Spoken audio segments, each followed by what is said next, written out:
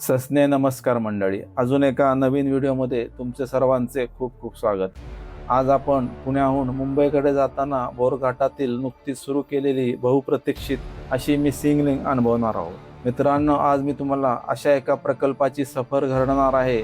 भारतीय इंजिनिअरिंगचा एक अद्भुत नमुना मानला जातो। राकड देशा, कणखर देशा, दगडांच्या देशा, बोगद्याच्या प्रवेशद्वारावर उभारलेली ही भव्य शिल्पे आपले स्वागत करतात।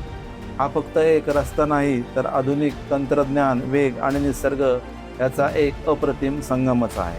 आता आपण प्रवेश करत आहोत जगातील सर्वात रुंद बोगद्यापैकी अशा एक भव्य बोगद्यात। या बोगद्याची रुंदी साधारणतः 23 मीटरपेक्षा जास्त आहे।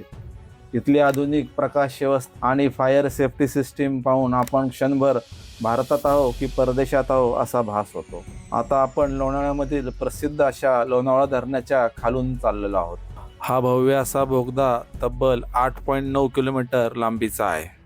पूर्वी खंडाळा घाटातील तीव्र वळणे, ट्रॅफिक आणि वेळखाऊ प्रवास यामुळे अनेकांना त्रास व्हायचा, पण आता हा प्रवास अधिक जलद, सुरक्षित आणि आरामदायी झाला आहे।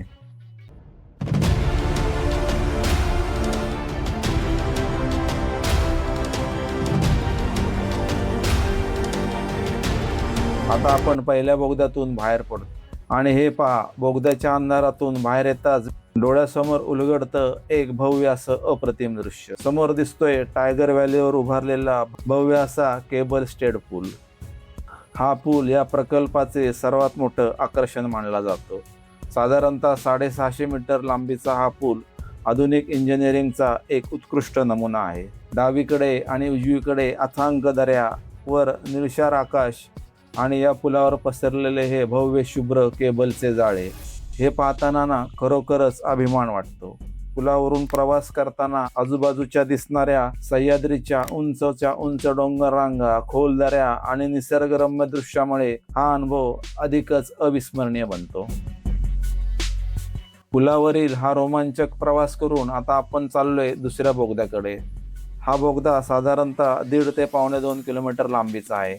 मित्रांनो, या संपूर्ण मार्गावर सुरक्षेचे नियम अत्यंत कडक आहेत, त्यामुळं या हायवेवर कुठेही गाडी थांबवण्यास सक्त मनाई असल्यामुळे मी गाडीतूनच तुम्हाला हे विलोभनीय दृश्य दाखवण्याचा प्रयत्न केला आहे। सह्याद्रीच्या कुशीत वेग, तंत्रज्ञान आणि निसर्गाचा अद्भुत संगम अनुभवत आजचा आपला प्रवास इथे संपला आहे।